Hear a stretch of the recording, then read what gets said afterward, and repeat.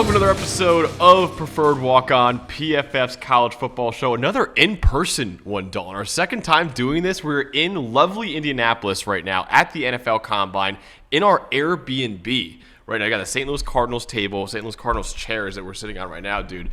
It's been a whirlwind 72 hours here in Indianapolis, man, but we are having an absolute blast here at the Combine. Absolutely, and I've actually never been here before for this, and to me, especially the media room, that's the definition of controlled chaos, but it's so much fun. There's just big names everywhere, coaches, GMs, players, just everything you could ask for, all in one room as a football freak, really. So it's been a great time. Don't forget the Louisville Cardinals behind you, too. Of course. But you can't forget Maybe they're just Cardinals fans. Maybe like Arizona Cardinals fans. I didn't know Indy represented every Cardinal on earth. I think it's just the owner of this Airbnb is just a massive. It must be. I don't know who it is. You know me, the New York thing and the Cardinals don't really mix so much. But like I get it around here. I guess it's close enough. But no, we've been having a blast, man. There's just so much all packed into one building. It's insane. It's insane. Just the people that you run into. Like Andy Reid bumped into me a little bit. He's like, "Hey, sorry about that." And I was like, "Oh, don't worry about it." I think it was some random guy. I turned around. I was like, "Dude, you just won the Super Bowl 3 weeks ago." Like it's insane. Like there's people that you rub shoulders with here. Well, you didn't bump him nearly as hard as Travis Kelce, but no, I did not. No, I didn't scream in his face. I don't think you could. I'm pretty sure. I don't think he'd budge if I bumped into him like that, honestly. But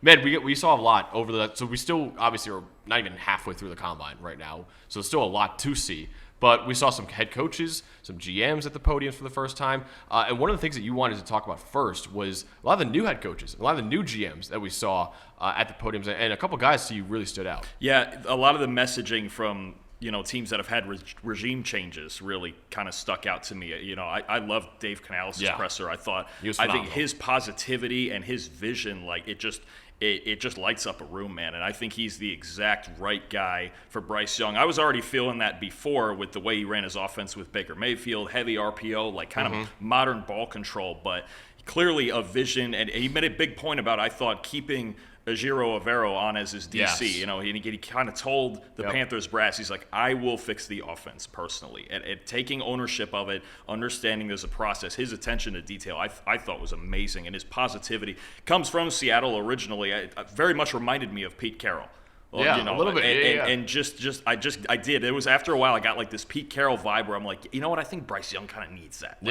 Let's embrace it. Everybody spent the whole year tearing him down and compared him to Stroud and doing all that, but really, really embrace Bryce Young, embrace his talent. And look, they don't have a first-round pick, which makes it hard for him and Dan Morgan, but I think picking 33rd, they can still get a really, really good player. If they need another weapon, if they need a tackle, the top 50, 60 in this draft, I think it's a deeper draft than last year, right? Absolutely. And at 33rd, they could get a nice pick. I thought Canales stood out. I thought Joe Ortiz for the Chargers and his messaging stood out. We didn't see Jim Harbaugh. He's not here. I'm not sure if he'll be here this weekend. I think he's coming. He's not going to speak to the media, I believe. But I think he'll be here, though. Ortiz for him, it was more about messaging and changing a culture, right?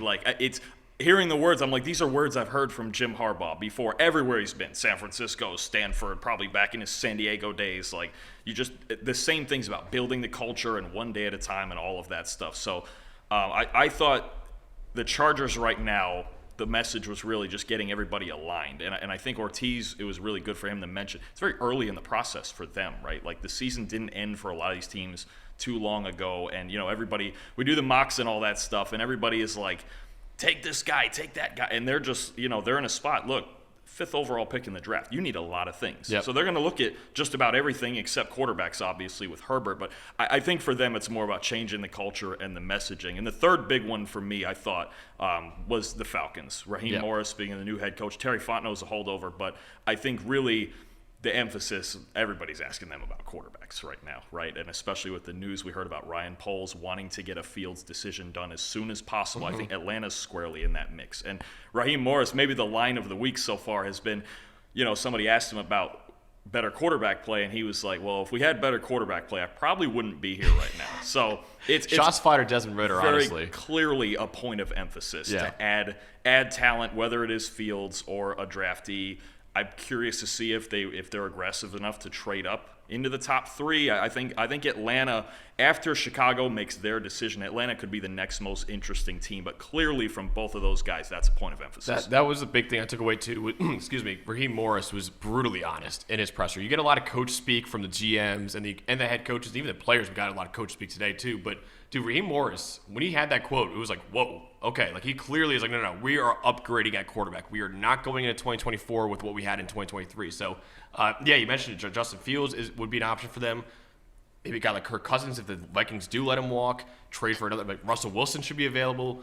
And then also, maybe he's into, J.J. McCarthy. Maybe he's into Michael Penix Jr. in the second round or something like that, too. So, yeah, Atlanta is certainly going to upgrade at quarterback. I want to talk about the Bears, though, because Ryan Poles did not have a podium, which would have been surrounded if he did. But he did do a little press conference for a lot of Chicago Bears media members, and he was basically saying, hey, we're going to figure this out soon. I'm going to do right by Justin. I'm not going to – so to me that sounds like, okay, we're going to try to tell him as soon as possible and not let this guy hang over his head the whole offseason. What do you think the Bears ultimately are going to trade away Justin Fields and take Caleb Williams? Like that feels like the foregone conclusion right now. But do you think there's a chance they stick it out with him and trade that number 1 overall pick for the second year in a row? I would not trade the number 1 pick, whether I have Fields or not. I would just take, if I'm going to surround Fields, let's surround him with prime talent. Maybe trade down 1 spot if Washington really wants the first spot to take Caleb. Still taking Marvin Harrison if I'm going that route. A lot of it depends on this week. Look, there's a lot behind the scenes that we don't see. Every GM has talked about, we get to know these guys, the makeup, the leadership abilities, all that, the character, all that stuff. If the Bears for some reason feel kind of unsatisfied with what they see this week, then they could still keep Justin Fields. But I think we're going to have it. Honestly, if I were making a prediction, I think we're going to know probably by the end of next week. We'll get through the whole combine and Poles have a few days to sit on it before free agency. But he said he really wants it done before free agency, one way or the other. And, and again, he's got $80 million in cap space. So if he's going to surround Fields with talent, he needs to know even what type of talent. Look, these kids in the draft, they're different types of passers than Fields are. They're different players, right? Some things can be similar, but Caleb's different than Fields and Daniels. They're all, the variety in these quarterbacks in this class is one thing. And I've told you, I think the top 3 quarterbacks in this draft are a lot closer, in talent, especially in talent level, than a lot of people think. I think it's very widely seen that Caleb is like clearly number 1, and I get it. I get the Heisman second really good year on top of it, but there's a big part to me that's also about the plan and the situation, right? The fit with an offensive coordinator. Is it a decision? How much input does Shane Waldron have in this decision? Does he want Justin Fields, or does he think I like one of these kids better? There's a lot more that goes into it than just, wow, generational. Oh my God, like. Take him, you have to. Yeah. There's a lot. Poles is going through the process, and to try to figure out that process in the next 2 weeks, it's going to be a tough task. It's going to be a tough task, but also what's easy for him is that, dude, the entire NFL is here. So he's going to be wheeling and dealing. He's not going to have to get on the phone. He's going to be able to just talk to these people in person. So I think we're going to get maybe a lot of preliminary trade talks done here in Indianapolis. Of course, we won't hear about that until it happens. But, I think the plan is, and I always have been saying this, it's less about who's better, Caleb versus Justin. It's more about Caleb on a rookie contract versus Justin on $40+ million a year that you're probably going to be paying him. Because he's going to want a Daniel Jones-esque contract, and I don't think that's worth it, especially if you have Caleb Williams on the board there. So, I think it's getting done soon. I think the Chicago Bears, it'll be really interesting to see what they actually end up doing. I think that they will end up trading Justin Fields. But it doesn't sound like they're, all in on that either right now. I think there's going to be a lot of discussions about what exactly they're going to be doing. Let's talk about the players that we saw. The first time today we saw the players, it was defensive linemen, it was linebackers. Who did you love at the podiums today? Well, I think we're both in this one. You have to. Johnny Newton just our guy, dude. He's got an electric personality. You've mentioned this before, and it's really, I've seen the episodes before, but I'd see it in person. It just lit up his podium. Yeah, absolutely, just from start to finish. Confidence. He had headphones on when he was coming up. Just a confident guy, confident in his ability, and still looking to get better. I mean, I think I like 2 things I liked about him is he talked about him and Jared Verse talked about. They came up as running backs, which is crazy to me thinking about their freak pass rushers. And you can tell Newton likes to learn, right? He talks about growing up and his favorite player was Warren Sapp, and he looks at the Aaron Donalds and Chris Joneses of the world. Like, I'm always interested in those 2 things, the background and, like, who do you like? Who do you model yourself after? We've heard from several guys. We heard Max Crosby. He was mentioned several times today. Max Crosby, TJ Watt was brought up. And I like with Newton, with Newton, it's like I grew up watching Warren Sapp. I know what a 3 technique is supposed to look like, and we were watching this film earlier today. Before lunch, and it was like he moves all over the place. Like he's. I think it's kind of weird to me that he's gotten dropped a little bit like more into the early second round conversation because his pass rush ability is premium. Yeah, like he's such an athlete, and he played the second half of the season with was it a foot fracture? Jones fractured his foot. Yeah. So I mean, and so he's hampered the second half of the season, and he's still far and away Illinois' best player and a freak up front. Jared Verse, same thing. Started out as a running back, put on a bunch of weight. That whole story was fun. And then I really like one that I saw, Edifwan Ulofoshio, man, talking about his whole journey from he lived in Alaska when he was a kid to Vegas, and like the whole journey and everything he saw at Washington, and just such a humble guy with great character. I was impressed with him, honestly. But really all the guys saw just great character, all of them. A lot of great characters, honestly, and great characters. Like Johnny Newton was one of them. And dude, just to kind of put in perspective how ridiculous his second half of the season was, with basically playing on one foot. He was one of 5 Power 5 defensive tackles with 75-plus run defense and pass rushing grades, 5 sacks, which were tied for 4th in the Power 5, 19 pressures, tied for 8th in the Power 5, playing on one foot. He was still an elite player on one foot. So I agree. I think Johnny Newton's still a first-round talent. And if he falls to second round, man, whoever gets him. I know Eli really wants him on the Cincinnati Bengals. That would be huge for our pod as well if he does go to the Bengals.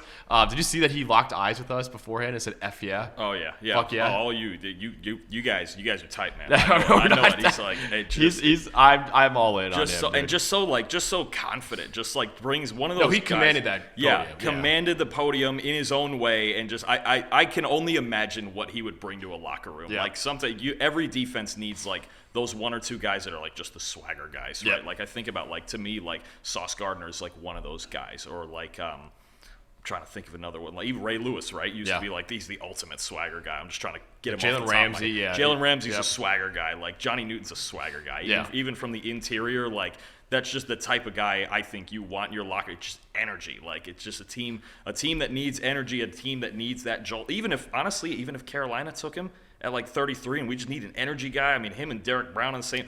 We talked about Detroit.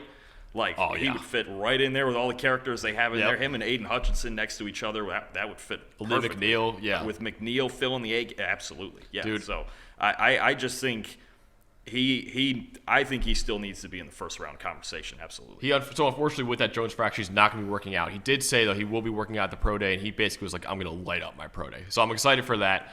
Maybe we have to get a field trip out to Champaign, Illinois for that pro day. Honestly, man. But check out the interview with Johnny Newton that's available on our channel. Literally, I think the most honest player I've ever interviewed in my life. Usually, so one of the questions I ask players who could have declared is I say, "Hey, why'd you come back?" And usually they say, "Hey, I want to win a championship. I want to be there. I want to get my degree. I want to be there for my guys." He literally was like, "No, dude, I look at mock drafts. I wasn't in the first round. I'm going back to school. I want to be a first-round pick." He was brutally honest in that. So check out the interview. He's an awesome character. Lit it up at the podium today. He was absolutely outstanding. Latu too, dude. Latu. Spectacular. He handled a lot of questions about his medicals, which are not, I'm sure for him, not a very comfortable thing to talk about. He handled it so well. He was very open about it.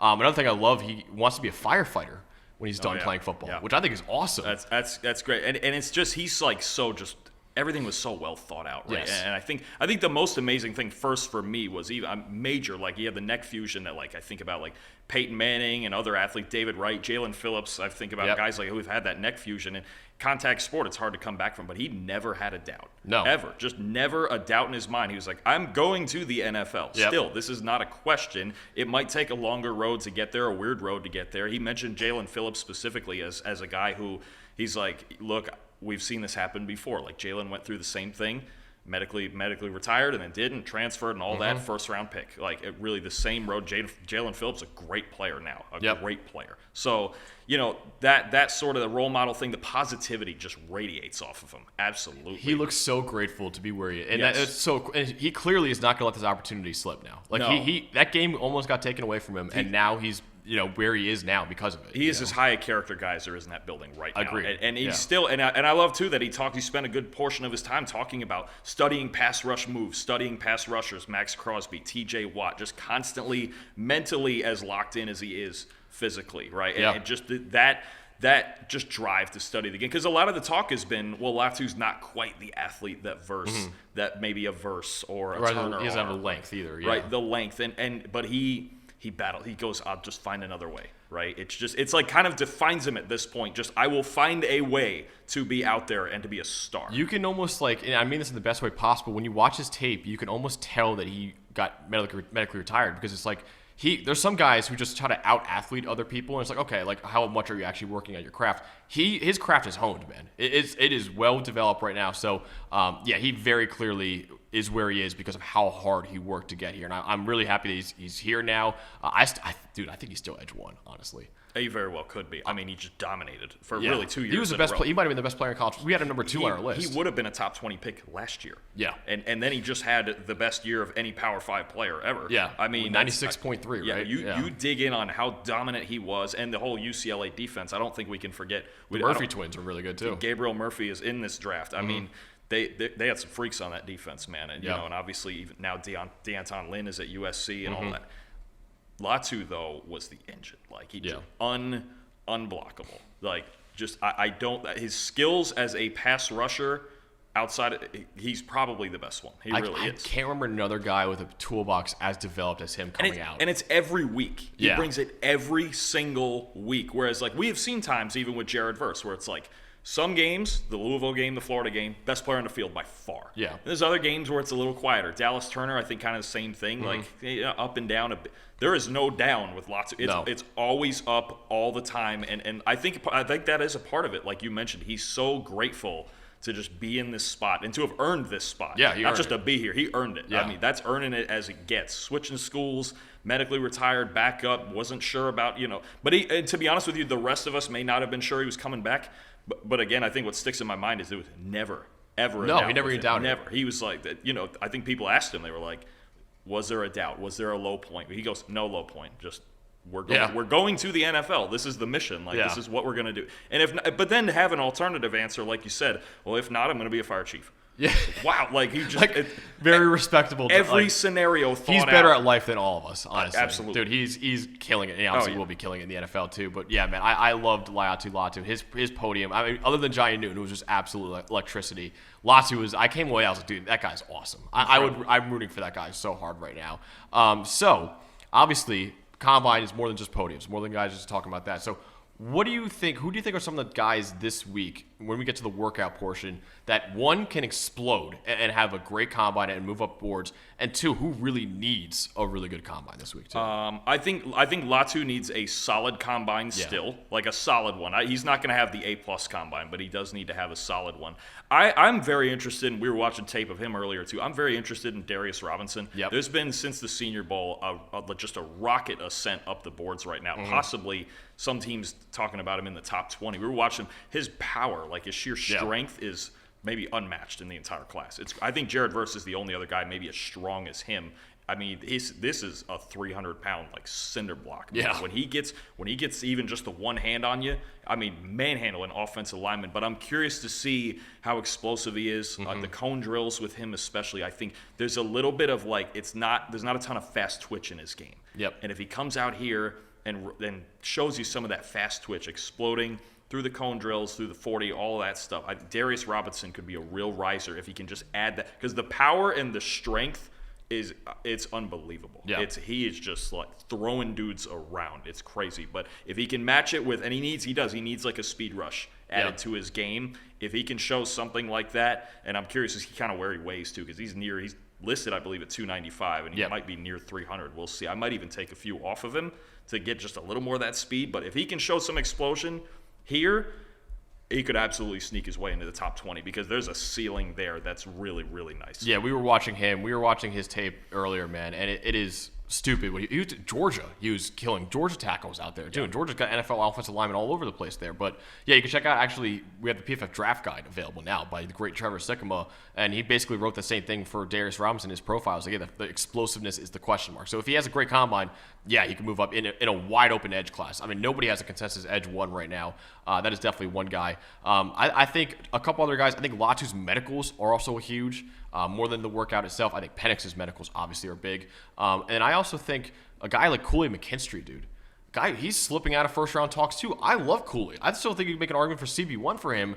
The big question for him is speed. So if he runs a respectable 40, I think he'll, again, elevate into that CB1 status. But it's going to be interesting, man. I think the receiver class is really interesting. The coaches love the tackle class. So it's going to be an interesting next couple of days. I think actually the tackle class, those were the two classes that were mentioned yesterday a lot. The deep receiver class. I forget who it was. One GM said there's going to be guys all the way to the 5th round who are useful at receiver. It's just a ton of receivers. The offensive tackle class was really what it kind of surprised me a little bit, because I think there's some, other than maybe alt at the top, there's kind of some mystery on the order. It's kind of about preference, like some other positions too. But it was mentioned several times, at least 4 times, I think, yesterday, about how deep this offensive tackle class is. You mentioned another supreme athlete at that spot. Amarius Mims, the combine, can be huge for him.